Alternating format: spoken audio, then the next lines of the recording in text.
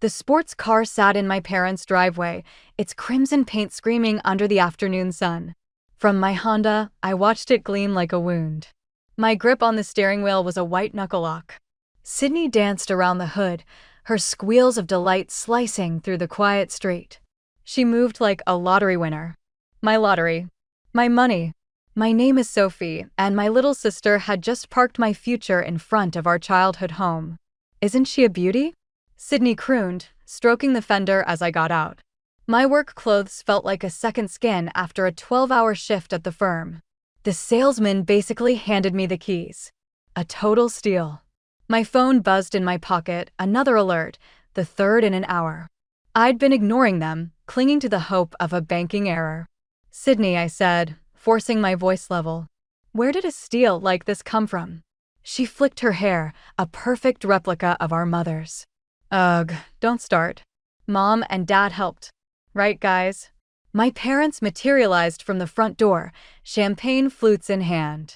Mom's smile was tight, her eyes flashing a silent warning. Don't spoil the moment. Your sister needed reliable transportation, Sophie, she said, her tone smooth. We used a little from that family emergency fund you set up. So responsible of you. The ground lurched. Emergency fund. The words echoed, warping into their true meaning. House down payment. $50,000. Every dime I'd saved since I was 23. Don't be dramatic, Sydney sighed, rolling her eyes with practiced flair. You're the saver. You always say family comes first. Family comes first. The mantra they'd fed me my whole life. I pulled out my phone, my thumb finding the banking app. I turned the screen toward her. You left me $127.43. You didn't ask. You didn't even have the decency to tell me. Dad cleared his throat, a sound that had always preceded a placating speech. Now, Sophie, Sydney has a very important interview next week. First impressions matter. An interview. The laugh that escaped me was brittle and sharp. Is that before or after she explains the 3 jobs she walked away from this year? Or the college degree she never finished? On cue, Sydney's face crumpled. Fat tears welled in her eyes. Mom, she's being so hateful. Sophie, please. Mom wrapped an arm around Sydney's shoulders, pulling her close. You know how hard things have been for her. She needs us. You've always been our strong one. The strong one. The fixer. The secret keeper. I'd played the part since I was 12, making lunches while Mom nursed migraines, learning to balance checkbooks because Dad couldn't. You're right, I said, my voice suddenly calm, a flat lake after a storm. I am strong. Mom's smile returned, relieved. She thought she'd won. I knew you'd understand. Yes, I agreed, pulling up a different number on my phone. I understand that I'm the name on every joint account. I understand that I've been paying the minimum on Dad's credit cards for 2 years. I understand my life savings were the collateral for your emergency line of credit. Dad's champagne flute halted midair. What in the world are you doing? The bank's automated system picked up. I selected the options with deliberate precision. Hello, yes. This is Sophie Price. I need to close account number 847-390-2 immediately. I paused, meeting my mother's widening eyes. Yes, I am aware this will disable all linked cards and lines of credit. That is the intention. Sophie, stop this. Mom lunged, but I stepped out of reach. You can't. I can. It's my money. I turned to Sydney, whose tears had dried into stunned outrage. Enjoy the car. I truly hope it was worth it. You're just jealous, she shrieked as I walked back to my car. They love me more. I actually live and you're just nothing. My hand paused on the car door handle. I looked back. You know what's funny about karma, Sydney? It doesn't always make you wait. Sometimes it shows up right on your doorstep, exactly when you've earned it. What is that supposed to mean? Her voice was raw, scraping the suburban quiet. I slid into the driver's seat and started the engine. You'll see. In about 72 hours, give or take, when the plastic in your wallet turns into museum pieces. In the rearview mirror, the portrait was perfect. Dad frantically punching his phone, Mom clutching a weeping Sydney to her chest. The Golden Family. A tableau I'd funded for years. Not anymore. A few blocks away, I pulled over. The tremors started in my hands, a delayed shockwave. I fumbled with my phone, finding the number. He answered on the second ring. Bryce? It's me. Remember when you said it was time to stop being their safety net? I took a shaky breath, watching the sunset bleed red behind my parents' roof. I just cut the ropes. His response was immediate. Do you want to talk?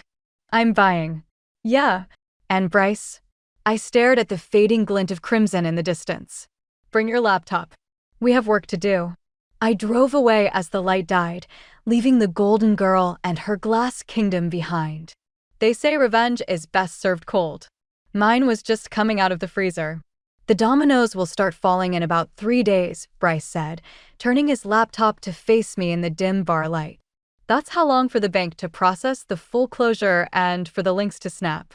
I swirled my gin and tonic, watching the ice cubes fracture the light. 17 missed calls. I stopped counting the texts. Bryce picked up my phone, his expression grim. Here's a fresh one. Listen, Sophie, please call. It's an emergency. Sydney's sick, she's crying. A classic, I said, the smirk feeling foreign on my face. Followed inevitably by, we raised you better than this. I took a long sip, the burn anchoring me. Did they though?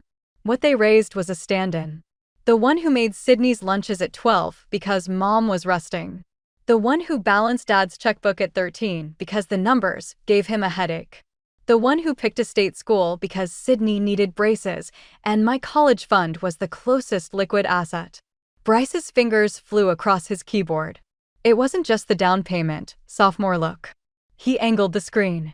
A cascade of transactions, a quiet, persistent bleed. They've been siphoning for years. $30 here, $75 there. Steady. Constant. They thought I wouldn't notice, I whispered. The truth was, for years, I hadn't. I'd built a fortress of responsibility, and they'd simply been tunneling underneath it. My phone lit up again on the polished wood. Mom. Answer it, Bryce said, his voice low and steady. Let them hear it in your voice that the free ride is over. I exhaled and connected the call. Sophie? Her voice was thin, frayed at the edges. The bank, they called. Things are frozen. Cards are being declined. What did you do? I reclaimed what was mine. I closed my accounts. But your father's cards. The mortgage autopay. Sydney's insurance, her panic spiked with each item. I cut through it. What about my autopay? The one for the house I've been saving for since I was 23? The one you wiped out? That's different. We're family. In families, I said, my voice cool, people don't steal. We didn't steal. The word erupted from her, loud and defensive. We borrowed. There's a difference. Is there? I asked. Then why does your husband's credit report list me as an authorized user on 6 different cards? Why have I been paying the minimums on all of them for the last 24 months? The silence on the line was thick, charged with the shock of being caught.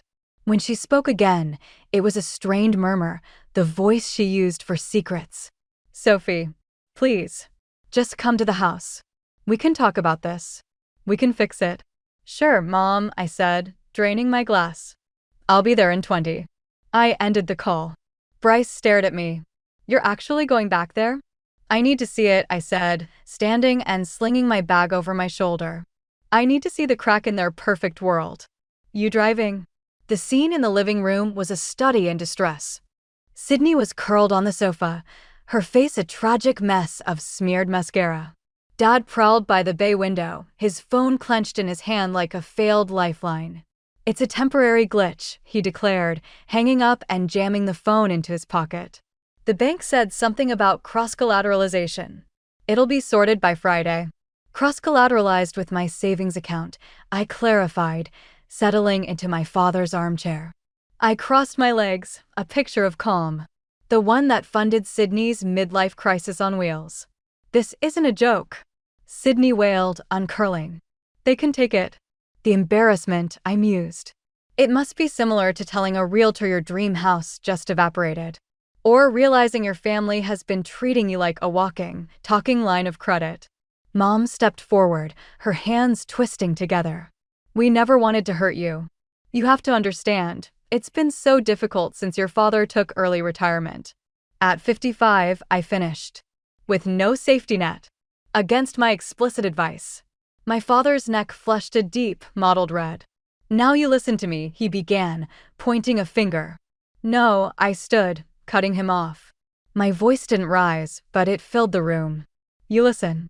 For years, I have been your cleanup crew. Your silent partner. Your secret keeper. And your repayment plan was to let your favorite child drive off in my future. But you're so responsible with money. Sydney cried, as if it were the ultimate compliment. You can just save it again. You're right. I am responsible. So responsible that I am now removing all of you from my financial life. Permanently. Mom rushed forward, grabbing my forearm. Her grip was surprisingly strong. You can't do this to us. We're your parents. I looked down at her hand, then slowly, firmly, pried her fingers away. Parents protect. They don't pilfer. They don't sacrifice one child's dream to fuel another's whim. Sophie, for God's sake, my father's voice broke, a sound I'd never heard before. You'll get the formal notices tomorrow, I said, walking to the door. I paused, looking back at Sydney.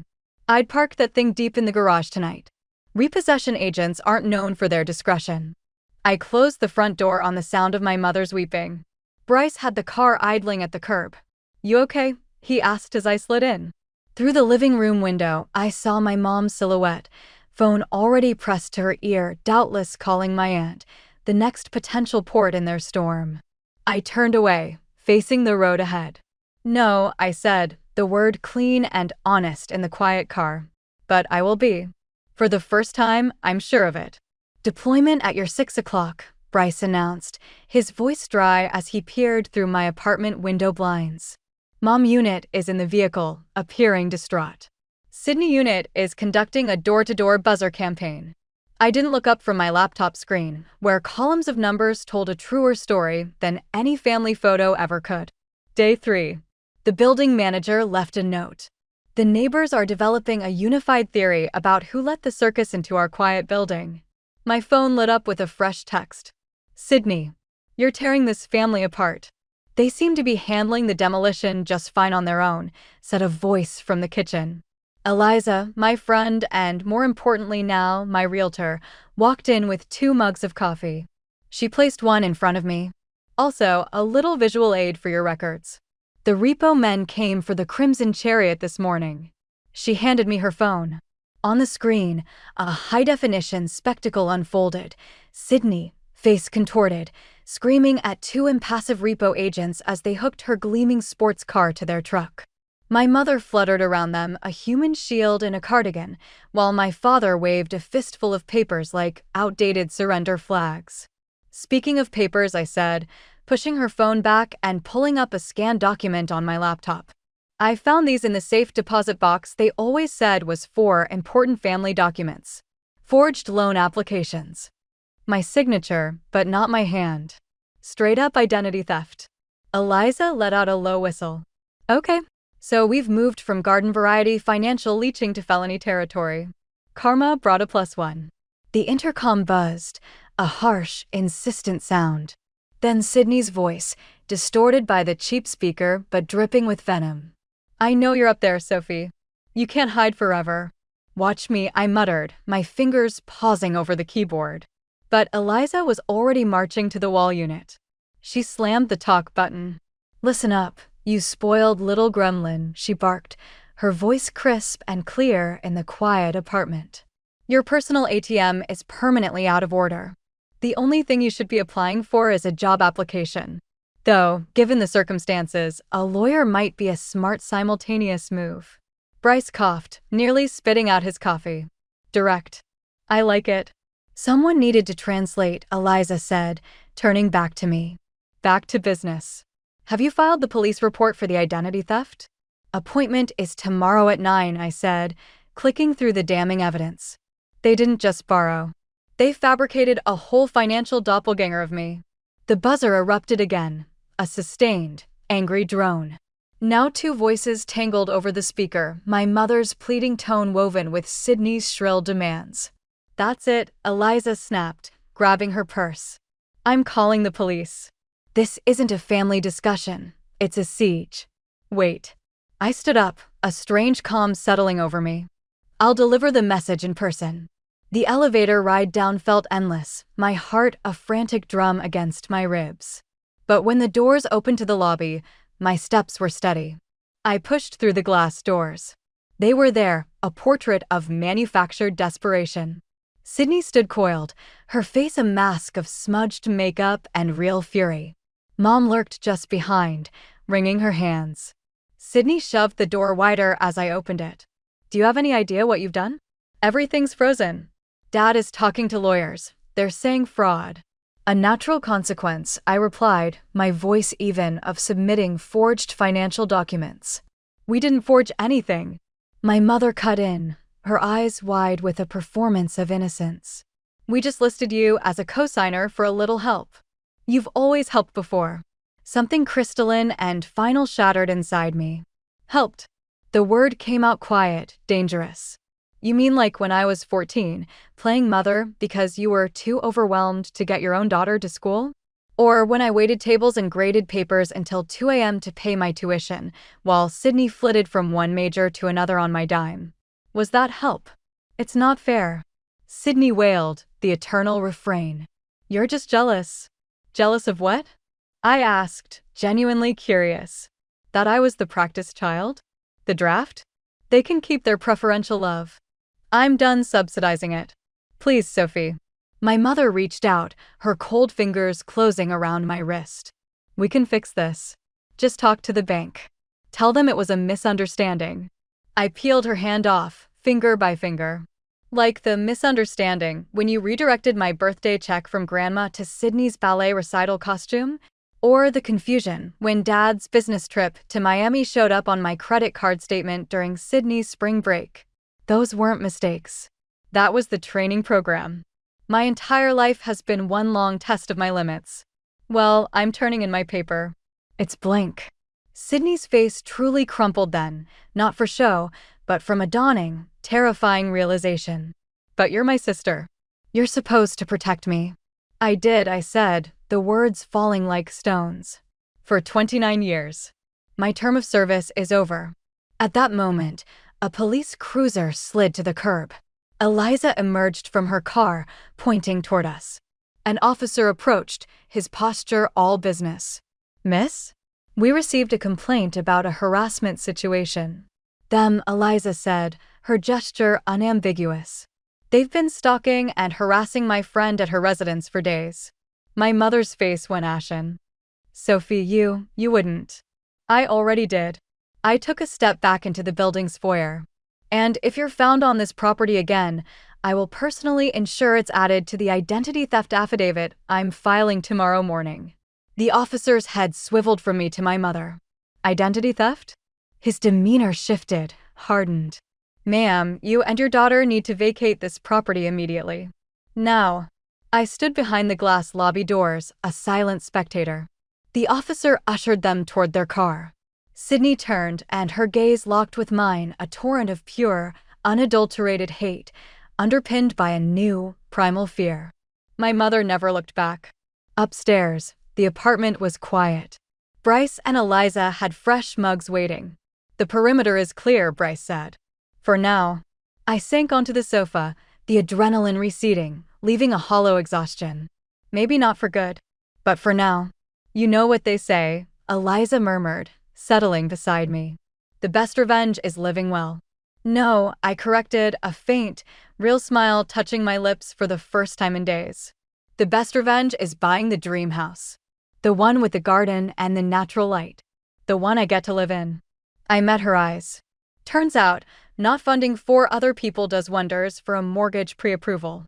Eliza's face broke into a brilliant grin. She pulled her tablet from her bag. Funny you should say that.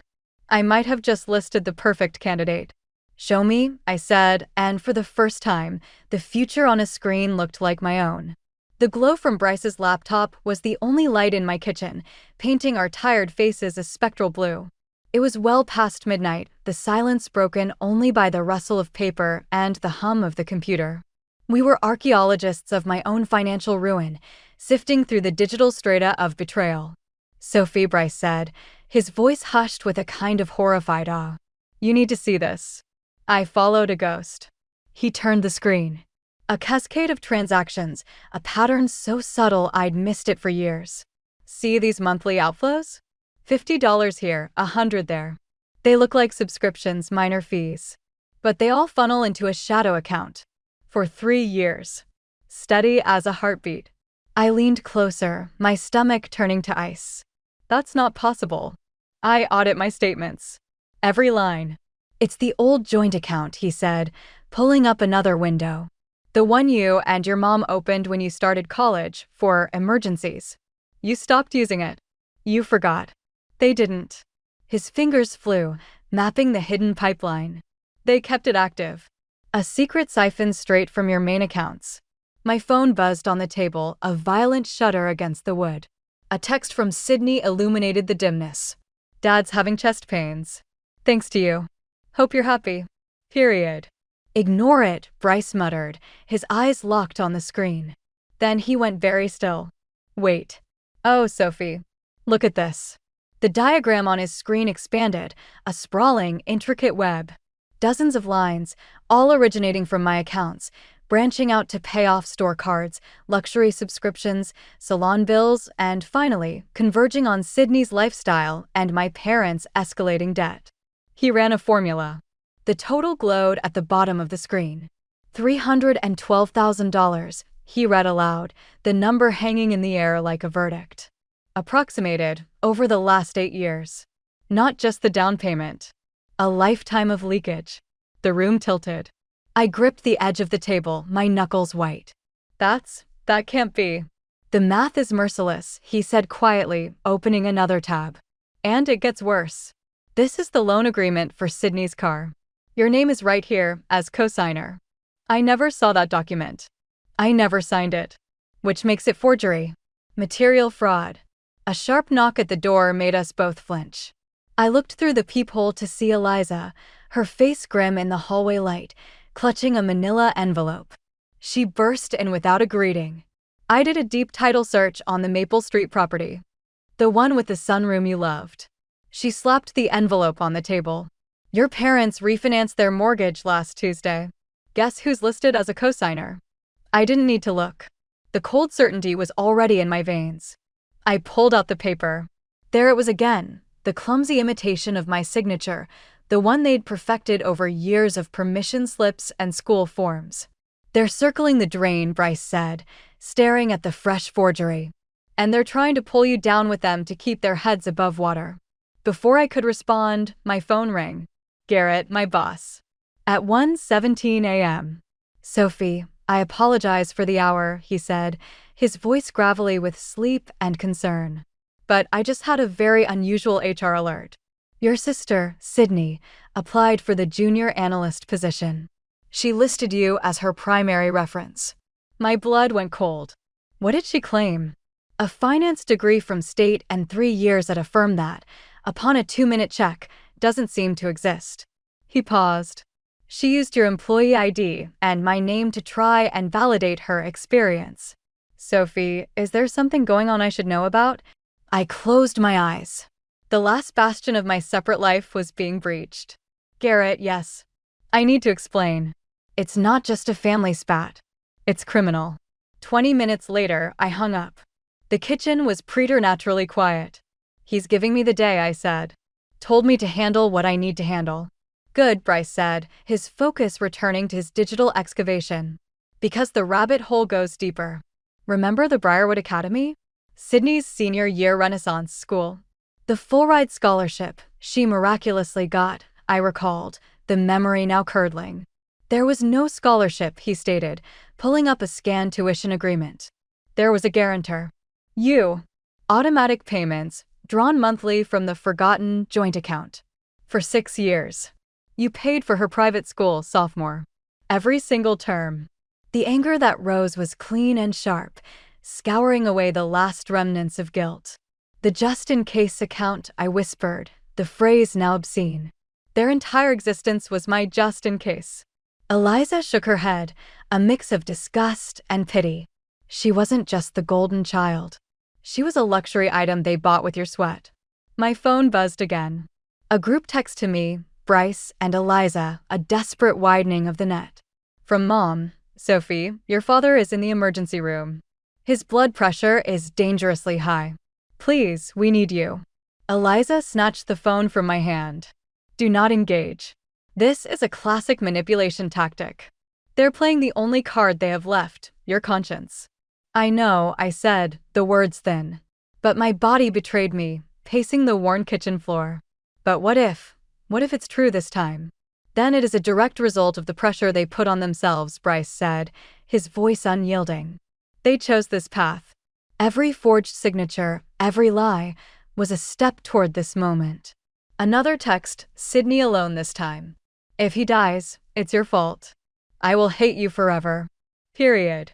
I took the phone back from Eliza. My hands were steady now. I typed my reply, not to her, but to the record.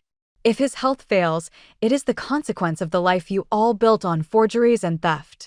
Your choices have gravity now. Period. I placed the phone face down on the table. The evidence surrounded us, a paper and digital monument to theft. What's your play, Sophie? Eliza asked, her voice soft but intent. I looked at the forged mortgage, the fabricated loan, the 6 years of private school tuition I'd funded. The $300,000 shadow debt. I'm going to finish what they started, I said. I'm going to make it all officially, legally real. I picked up the phone again, not to text, but to call the non-emergency police line I'd saved earlier. Bryce watched me, a complex sadness in his eyes. Soph, they're still your family. I met his gaze, the dial tone humming in my ear. Family doesn't do this. They're just ghosts who've been living in my house. It's time for an exorcism. The line connected. Yes, hello. I need to speak with someone in the financial crimes unit. I'd like to report multiple incidents of identity theft and fraud. I paused, my eyes on the web of deceit glowing from Bryce's laptop. And it's extensive. The interview room at the precinct was a sterile, unforgiving box. The fluorescent lights buzzed overhead, bleaching color from everything and casting no shadow where guilt could hide. Detective Rivera arranged my documents with a methodical care that felt more threatening than any slam of a folder. This is comprehensive, she said, her voice neutral, but her eyebrows climbing page by page. You allege this activity spanned years? I only discovered the full scope 48 hours ago, I replied, sliding another file across the scarred metal table. The forgeries. Loan applications, credit lines. My signature, but not my hand. She paused, pen poised. And the perpetrators are your immediate family? Parents and sister? Yes. The word was clean, final. They used my social security number like a master key. They co-signed a car, opened accounts, took loans. I was their silent, unwilling financial partner. Detective Rivera made a note, her expression settling into the grim focus of a professional recognizing a pattern. This constitutes serious, premeditated fraud, Miss Price. Initiating a formal investigation will set irreversible wheels in motion. Are you absolutely certain? As if on cue, my phone vibrated against the table. A text notification lit up the screen. Sydney, Dad's worse. You did this. Mom shattered. What happened to you? Where's your heart? I turned the screen toward the detective without a word. She glanced at it, then back at me, her gaze softening with a recognition that had nothing to do with pity. I see this dynamic frequently, she said, her tone lower now. It's a form of domestic abuse. Financial exploitation. The guilt is the weapon of choice. The door opened and Garrett stepped in, his usual composed demeanor edged with urgency. Detective, Sophie. Apologies for the intrusion. He placed a slim envelope on the table. The job application was merely the tip of the spear. He extracted a new sheaf of papers, fabricated pay stubs from fictional employers, a forged university diploma with my alleged major, applications for business loans and high-limit credit cards, all adorned with variations of my forged signature. She's been using Sophie's identity as a credential, Garrett explained. Several institutions have flagged the discrepancies. They're starting to call. Detective Rivera's pen began flying across her notepad. This escalates the profile. We're now looking at systematic identity theft, attempted fraud across multiple jurisdictions, and clear evidence of coercive control. My phone rang, the generic tone loud in the quiet room. "Mom." The detective gave a single, sharp nod. I answered, placing the phone on the table between us. "Sophie, please." My mother's voice was a thin, desperate thread. "It's the bank. They're talking about criminal charges for your father. Fraud. You have to tell them this is a mistake. You have to help us." "I can't, Mom." "But we're family. After all we've sacrificed for you." "What did you sacrifice?" I interrupted, my voice cool and flat. "You sacrificed my security, my identity, my future. You didn't sacrifice, you confiscated. We never meant to hurt you. We were in a bind. You've always been so capable." "Mrs. Price." Detective Rivera leaned toward the phone, her voice formal and cutting. "This is Detective Anya Rivera, Financial Crimes Unit.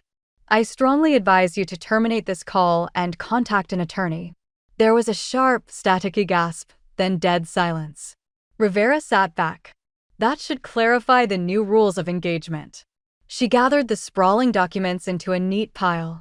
"Given the volume and severity of evidence, I'll be seeking arrest warrants. Likely by end of day." Warrants. The word was a physical jolt. A theoretical consequence had just put on boots. "Yes," Garrett said quietly from beside me. He'd seen the flinch. "This is the level of crime they committed, Sophie." Before I could formulate a thought, my phone buzzed again, a rapid-fire volley of texts from Sydney. "What did you do?" "Cops are at the house." "I hate you. You're dead to me." The final message was a photograph. Two little girls, heads bent together over a spelling book. Me at 10, pointing to a word. Sydney, smiling up at the camera. The caption, "Remember when you were a good sister?" I pushed the phone toward Detective Rivera. The emotional shakedown. "They empty your accounts, then demand you pay the balance in guilt." "A standard maneuver in the playbook," she nodded, her eyes hardening. "We can consider charges for harassment and coercion. Would you like to include that?" "Yes," I heard myself say, the decision feeling less like a choice and more like a cornerstone settling into place. "Include everything." Garrett's hand rested on my shoulder, a brief, solid weight. "This is the correct path. Accountability isn't cruelty." "I know," I whispered, standing to gather my copies. The hurt was a dull, persistent ache, a phantom limb of a family I was finally choosing to amputate. It just shouldn't have required a police report. "Miss Price," Detective Rivera said as I reached the door. She held out a business card. "Document everything. Every call, every text, every attempt at contact. They will likely intensify before they stop." My card. "The information for filing for a protective order is on the back." Outside, the dawn was bleeding into a proper morning. My phone vibrated one final time. "Dad, the police are here." "How could you do this to your own parents?" I looked at the message, the ultimate reversal of cause and effect. My reply was swift and precise. "The same way you did it to your daughter. Line by line. Signature by signature. Period." Then, with a series of deliberate taps, I blocked every number that shared my DNA. Garrett was waiting by his car, the engine idling. "Ready?" he asked. I looked back at the monolithic police station. Somewhere inside, Detective Rivera was typing up affidavits, her warrant requests taking shape. Soon, the consequences I had only spoken of would arrive with official paperwork and the cold authority of the state. I opened the car door. "Yes," I said, the morning air sharp in my lungs. "I'm ready." The newspaper landed on my desk with a soft, final thud. The headline was in a font usually reserved for natural disasters and political scandals. "Local family charged in major identity theft scheme." "They were processed this morning," Eliza said, her voice carefully neutral. I didn't touch it. "I don't need to read the script. I live the production." "You might need to know your lines," she countered, unfolding the paper. Your mother gave a statement. Quote, "Our daughter is clearly emotionally unwell. She's confused, and she's destroying the very concept of family." Bryce appeared in my office doorway, a coffee mug in hand. The narcissist's prayer in action. That didn't happen. And if it did, it wasn't that bad. And if it was, it's not my fault. And if it is, you drove me to it. And if you didn't, you're crazy for thinking it. My phone rang, the number blocked. Observe, I said, switching it to speakerphone. Sophie? It's Aunt Victoria. The voice was all saccharine concern. Honey, what is going on? Your poor parents. The shame. And Sydney, her reputation is in tatters. The reputation, I clarified, my tone even, of a person who systematically defrauded me for the better part of a decade. But you're right, family is everything. Which reminds me, I shuffled through a file on my desk, the sound crisp and deliberate. While reviewing the evidence, I found some interesting documents. They used your name and social as a reference on several credit applications. Would you like to know the cumulative debt they attempted to attach to you? The line went dead with a soft click. Direct hit, Eliza murmured, a grim smile touching her lips. My laptop chimed with a new email. Detective Rivera. Subject. Plea deal discussion. They're initiating talks. FYI. Attached was a screenshot from Sydney's social media, a black and white, overly filtered selfie with a caption dripping with martyrdom. My own sister betrayed us out of pure jealousy. Now she wants to see our parents in prison. The legal system is failing families. Please help us fight back. Donate to our defense fund here. Eliza was already tapping on her phone. I'm reporting that page for fraud and crowdfunding violation. Now. Already flagged it to the district attorney's office, Bryce said without looking up from his own screen. They're soliciting funds based on a demonstrably false narrative while declaring indigence to the court. That's not a good look. My office line rang. Garrett. Sophie, can you come in, please? On his immaculate desk sat a new, thinner folder. The job application fraud was just the opening act, he said, opening it. Your sister attempted to open lines of credit at 6 different financial institutions. She used your employment details, your salary, even our corporate address for verification. When the algorithms flagged it, she tried a different tack. He slid another sheet toward me. It was a resume submitted to our chief competitor. My name was listed as a direct supervisor and reference. My work email and a fake, but plausible, phone number were provided. I'll forward this to Detective Rivera immediately, I said, my hand reaching for my phone. I've already sent a formal packet from our legal department, Garrett said. He leaned back, studying me. I called you in here for a different reason. The board reviewed the situation. Not the personal tragedy, but your professional conduct throughout. The meticulous documentation. The clear-eyed reporting of corruption, even when it came from your own home. He paused. We're creating a new position. Senior Risk Analyst, focusing on internal and affiliated fraud detection. We want you to lead it. I stared at him. Why? Because you identified a malignant risk and neutralized it, he said simply. You didn't hide it, you didn't enable it. You contained the damage. That's the single most valuable skill in this business. That's integrity. Back at my desk, Eliza and Bryce looked up expectantly. Well, Eliza asked. Promotion. Senior Risk Analyst. Eliza's whoop was muffled as she threw her arms around me. Told you. The universe doesn't just take. It balances. My personal phone buzzed with an email notification. The sender was my parents' defense attorney. Miss Price, in hopes of a swift resolution, my clients are prepared to enter guilty pleas. They respectfully request that you, as the victim, write a letter to the presiding judge outlining their character and pleading for leniency in sentencing. Delete it, Bryce said, his voice hard. No, I said, my fingers already on the keyboard. I opened a new document. Dear Judge Harris, I will not be writing a letter pleading for leniency. My family's character is documented in the attached forensic financial analysis, the forged signatures, and the years of deception. Their remorse is only for being caught.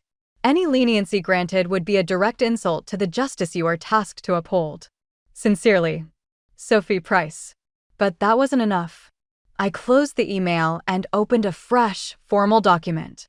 My victim impact statement. This would be my only letter to the court. I didn't write about the lost money. I wrote about the stolen security, the vandalized trust, the childhood spent as an adult. I documented the harassment campaign that followed the exposure. I attached the screenshot of Sydney's fundraising plea. I made it a ledger not of dollars, but of betrayals. They had tried to play the system. I was providing the system with its playbook. Hardcore, Eliza whispered, reading over my shoulder. No, I said, my cursor hovering over send. It's just the truth. The unvarnished, unnegotiable truth. I clicked the button. A moment later, a text from Detective Rivera flashed on my screen. Foreclosure notice filed on the property. Sheriff-assisted eviction scheduled for next Thursday. Period. I saw the house then. Not as it was in the fading newspaper photo, but as it had been, the stage for every performance of a happy family. Every holiday a production I'd funded, every birthday a lie I'd enabled. You okay? Bryce asked, his voice pulling me back. I will be. I looked out the window at the city skyline, a world that no longer felt like it required a membership fee I couldn't afford. The most ironic part, I mused, is they spent my life telling me I was the background character. The reliable, boring support system. Now I'm the one with the corner office, the pristine credit file, and the freedom that comes from having nothing left to steal. I turned back to my computer, to the new work waiting in my upgraded inbox. Speaking of new beginnings, Eliza said, sliding her tablet in front of me. The screen showed a stunning modern loft with floor-to-ceiling windows. Just listed. It has a study with a view that screams senior risk analyst who knows how to manage her assets. I felt the smile then, genuine and unforced. Show me. The courtroom was a hushed, wood-paneled capsule, smaller and more intimate than the grand arena of consequence I had dreaded. My parents sat at the defense table, looking strangely shrunken in their formal clothes, like children playing dress-up in a tragedy. Sydney sat directly behind them, a thundercloud in a blazer, her glare of physical heat against my cheek. All rise. The bailiff's voice cracked the silence. Detective Rivera, seated beside me, gave my clenched hand a brief, firm press. You're ready, she murmured, not as a question. I nodded, the weight of my victim impact statement solid in my hands. 3 pages. A lifetime distilled into bullet points. The case of the state versus April and Philip Price is now in session. The judge began, her voice calm and incurious. A flurry of movement at the door interrupted her. My parents' attorney, his tie slightly askew, hurried in and bent between them, whispering urgently. My mother's face leached of all color. My father's head sank, his shoulders curling inward as if absorbing a blow. Your Honor, the lawyer said, straightening up. My clients wish to change their plea. They plead guilty to all counts as charged. A sharp, wounded sound escaped Sydney. Mom. Dad, no. The judge's gaze was a laser. You understand the ramifications of this plea?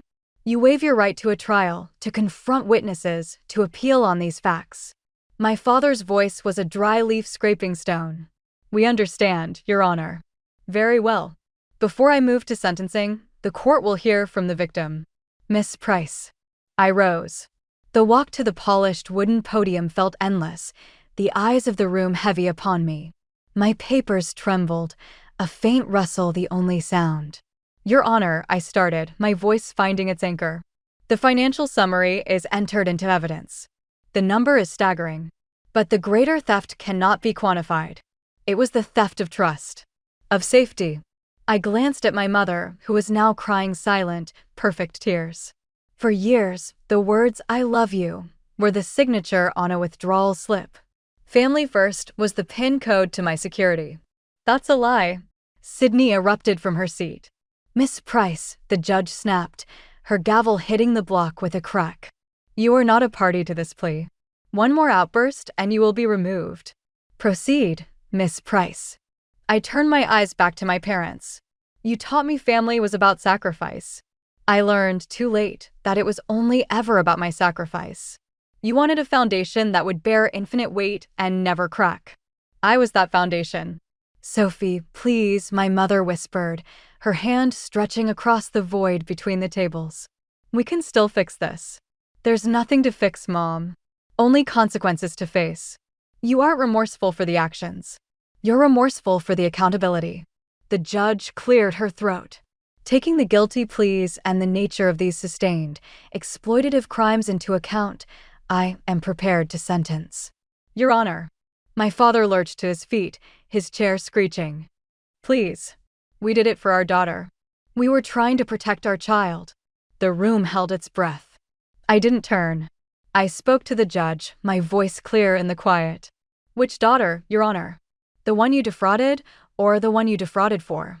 The judge's face was impassive. Mr. Price, sit down. You forfeited your right to allocution with your plea. She adjusted her glasses.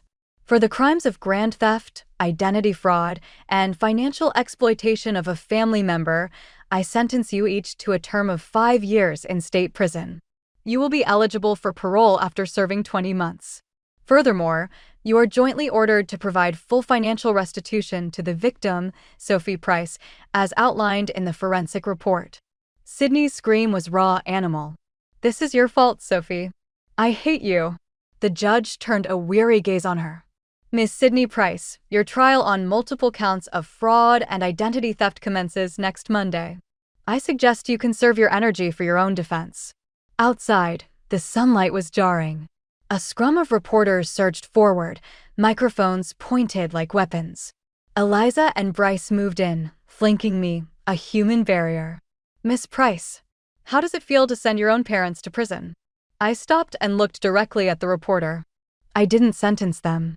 The evidence did. Their own signatures did. I just stopped lying for them. Sophie. My mother's cry pierced the noise as 2 officers guided her toward a side exit. Everything we did was for you. I met her tear-filled eyes. No, everything you did was to me. There is a fundamental difference you never understood. My father looked through me, his expression hollow. Sydney, restrained by her own lawyer, writhed like a trapped animal. You're dead to me. Do you hear me? Dead. A strange, peaceful smile touched my lips. Funny. I've never felt more alive. Detective Rivera materialized with a court officer. Let's move. This circus is over. In the calm of the parking lot, Bryce opened the car door. Need a drink? A stiff one. No, I said, pulling up a confirmed appointment on my phone. I have a closing in an hour. The loft on Granary Street. Eliza's face lit up.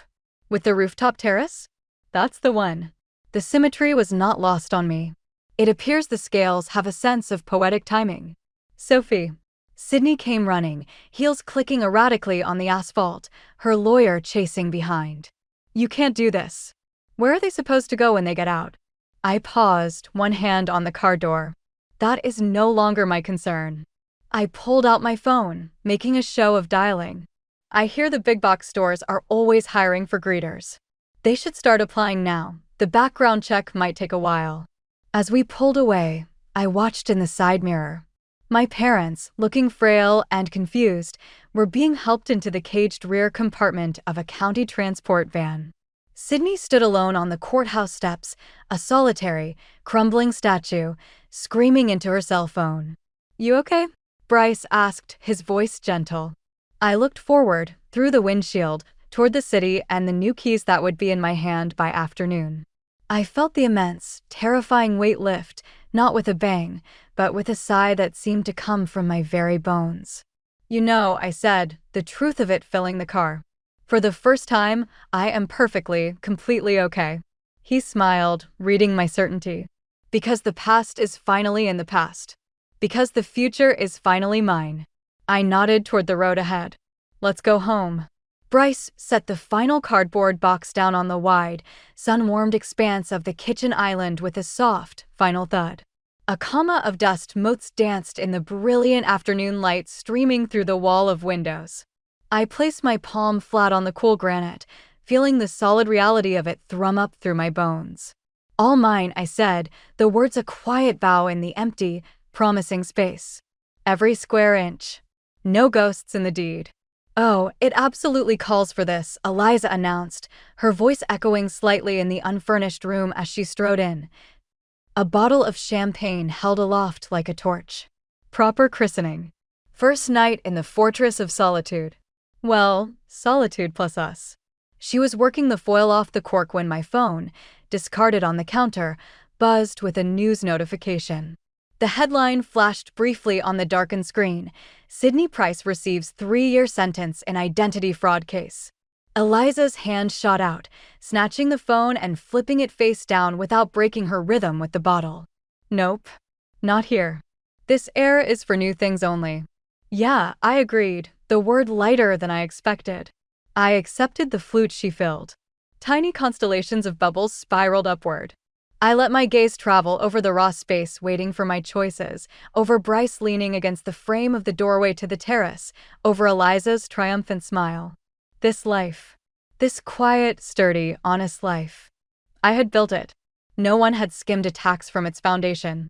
The phone on the counter, now dark and silent, was a stone from a different shore. Somewhere, in a confined, concrete-lined world, my former family was learning the precise dimensions of the cages they'd fashioned for themselves. But here, in this loft perched high above the city, every door was unlocked. Every window looked out onto a horizon I owned. Bryce raised his glass. To beginnings. The real kind. To karma, Eliza added, her eyes sparkling with a knowing wink. The kind that clears the deck so you can build something better. I touched my glass to each of theirs. The clear clink was a perfect, closing sound. I took a sip, the crisp bite a celebration on my tongue. No, I said, smiling at them both, a deep, settled peace in my chest. To finally knowing where home is.